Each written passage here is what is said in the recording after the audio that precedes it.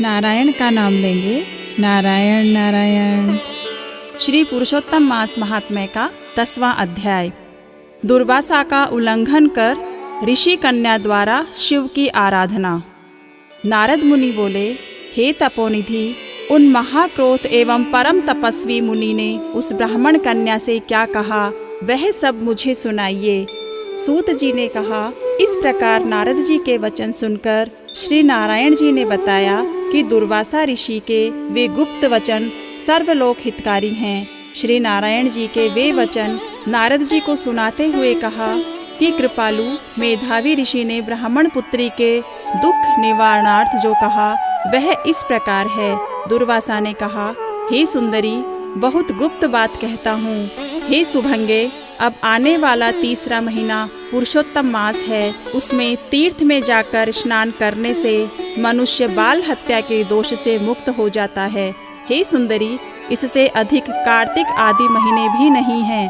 सब महीने पक्ष और पर्व आदि पुरुषोत्तम मास के 16वीं कला के भी समान नहीं हैं। वेद शास्त्र के समस्त साधन इस मास के 16वीं कला से भी समानता नहीं कर सकते। गंगा के 12,000 वर्ष तथा गोदावरी के एक समय के स्नान तथा सिंह के बृहस्पति में एक बार स्नान करके जो फल प्राप्त होता है, वही फल, हे सुंदरी, किसी भी स्थान पर एक बार स्नान करने से इस मास में प्राप्त हो जाता है। इसमें दान, तप, जप आदि करने से मनोकामना पूर्ण होती है। इसलिए श्री कृष्ण के प्रिय इस मास को तुम भी सेवन करके मनोकामना पूर्ण करो। मैं भी इसे पुरुषोत्तम मानकर सेवन करता हूँ। हे सुभंगे, इसलिए तुम भी इसका सेवन करो। मुनि दुर्वासा इस प्रकार ब्राह्मण कन्या को कहकर चुप हो गए।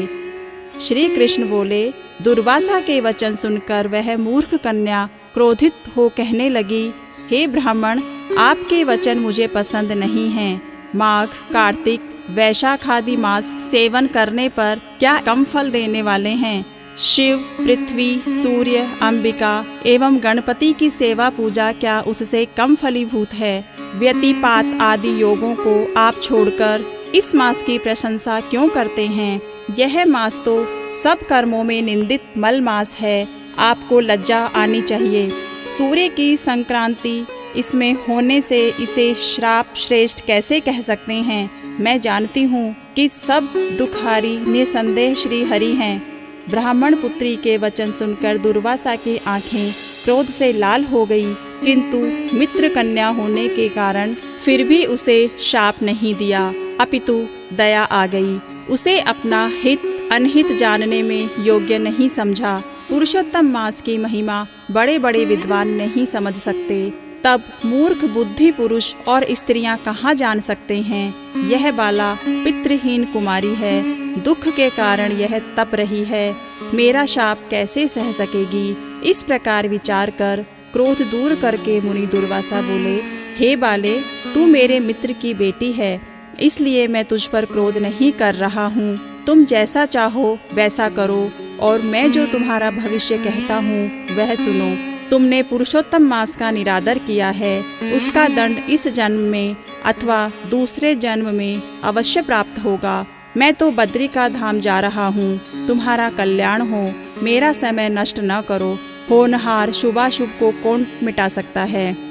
श्री कृष्ण बोले, इतना कहकर दुर्वासा मुनि वहीं से उसी समय चले गए, और वह कन्या पुरुषोत्तम मास के बुराई करने के कारण तेजहीन हो गई। तब बहुत देर तक कन्या ने सोच विचार कर शीघ्र प्रसन्न होने वाले पार्वतीपति शिव का पूजन करना निश्चय किया, और यह निश्चय करके मेधावी की पुत्री ने उग्र तपस्या करने का विचार किया। सूत जी बोले, इस तरह उसने महामुनि के वचन का निरादर किया, और बहुत फल देने वाले लक्ष्मीपति एवं सावित्री ब्रह्मा का पूजन त्याग कर केवल पार्वतीपति शंकर की आराधना मन में निश्चय कर करने लगी। श्री पुरुषोत्तम मास महात्म्य का 10वां अध्याय यहीं समाप्त होता है। सभी साथ में बोलेंगे, नारायण नारायण।